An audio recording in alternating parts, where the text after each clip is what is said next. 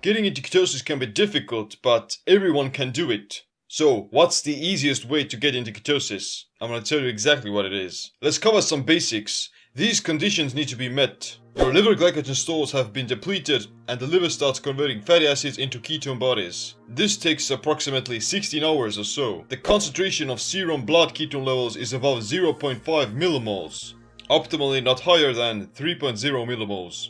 Blood sugar and circulating insulin have dropped significantly, while not causing a hypoglycemic response. You can accomplish it with either fasting for a longer period of time or by restricting your carbohydrate intake to a bare minimum for several weeks. Both of them are almost identical. Fasting induces ketosis and a ketogenic diet mimics the physiology of fasting. But there's a difference between fasting ketosis and nutritional ketosis. They're quite similar, but there's still some differences. The only distinction is what physiological state your body is in. Fasting ketosis. You haven't consumed any calories for about 24 plus hours, and because of that you experience higher levels of ketones. In addition, you've elevated the metabolic pathway called autophagy that causes cellular repair and maintenance. Nutritional ketosis. You've established ketosis by restricting your carbohydrate intake, and you've depleted your liver glycogen that way. You're still creating ketone bodies and using them for energy, but because you're eating and because you're in a fat state, you suppress autophagy. While getting into fasting ketosis takes about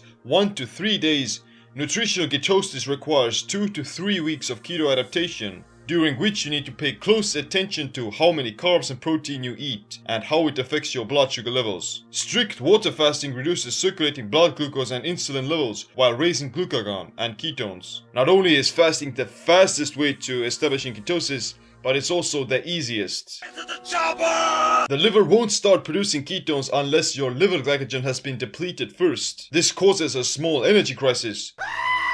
But after about 3 days, your brain realizes that carbs are indeed run out and, it has to come up with another solution. The brain will then accept ketone bodies as energy and will derive 75% of its energy demands from ketones. Fasting has taken up this negative connotation in society and the medical community, although it's been practiced by dozens of cultures for thousands of years. In my opinion, it should be one of the foundational cornerstones of a healthy diet, or lack thereof. There's also a huge difference between fasting, caloric restriction, and starvation. Starvation. The body doesn't have access to essential nutrients and is slowly wasting away by cannibalizing its vital organs. It's a gradual process of degradation. Caloric restriction. You're consuming fewer calories needed to maintain your current energy demands. You're gonna burn some stored fat. However, the body tries to compensate for it by decreasing metabolic rate, down-regulating reproductive hormones, thyroid functioning, and increasing gluconeogenesis, especially if you're not keto adapted. This is basically starvation. You're still eating, but in fewer amounts, and thus you're still degrading. We must starve.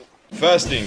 Despite not having consumed any calories, your body is still nourished. By shifting into ketosis, you'll be burning body fat for energy exclusively. Ketones are protein sparing and they give more energy to the brain. Thus, you preserve all of your vital organs and lean muscle tissue. Fasting doesn't equal starvation because once you shift into ketosis, you have access to your own body fat. With caloric restriction, this shift won't happen. You'll still remain in a fat state, but you're still malnourished, and your body basically thinks it's starving. We can't eat so much food. You're actually better off by consuming no food at all, instead of feeding yourself in inadequate amounts. That's why people who experience malnutrition burn off their muscle, but they still have quite a lot of body fat on them. They're starving and they're not in ketosis. Therefore, they get skinny fat. This applies to both physical and mental aspects. I've done intermittent fasting for years and I've also done a few 3 to 5 day fasts over that time. And I must say that it's not difficult at all. Hunger becomes less of an issue the longer you fast. The more your body adapts to ketones,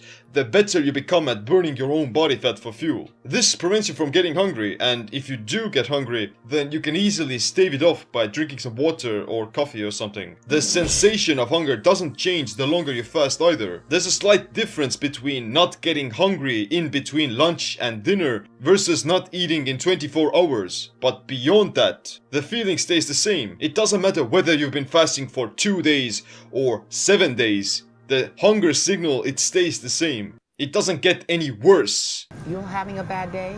Did you die? Hunger also follows a circadian pattern that's linked to your habitual way of eating. You get hungry in the morning because you've taught your brain that, hey, that's the time you usually eat something. And your brain is already expecting to get some food. And that's why you get hungry in the morning. But did you die? And that's why snacking in between meals is not a very good habit. You'd be better off by eating once and be done with it, so your body could be forced to burn its own fat. It's easier to fast. It's easier to fast to prevent hunger. It's easier to fast to lose weight. It's easier to fast to get into ketosis. But you can't fast for the rest of your life. The longest recorded fast lasted for 382 days, during which an Irish man went from 456 pounds to 180 pounds. So he lost 276 pounds. You can get into ketosis by fasting for 3 to 5 days already. Going any longer than that can actually be counterproductive. Whatever the case may be, if you want to shift from fasting ketosis to nutritional ketosis, then you need to start eating a well-formulated ketogenic diet. It means after you break a fast, you have to continue eating low-carb, high-fat meals. Eating a ketogenic diet should be done as a long-term thing, because you'll start reaping all the benefits of keto adaptation only after a few months. That's when you really start to change your body's physiology. Limbus. One small bite is enough to fill the stomach of a grown man. If you're interested in starting the ketogenic diet, then get my free ebook Simple Keto. But I also have my Keto IF program and my Simple Keto video course, so check them out. Anyway, click the like, subscribe, notification bell as well. My name is Seem. Stay adapted, stay empowered. Sometime your heart start up again. Read a book.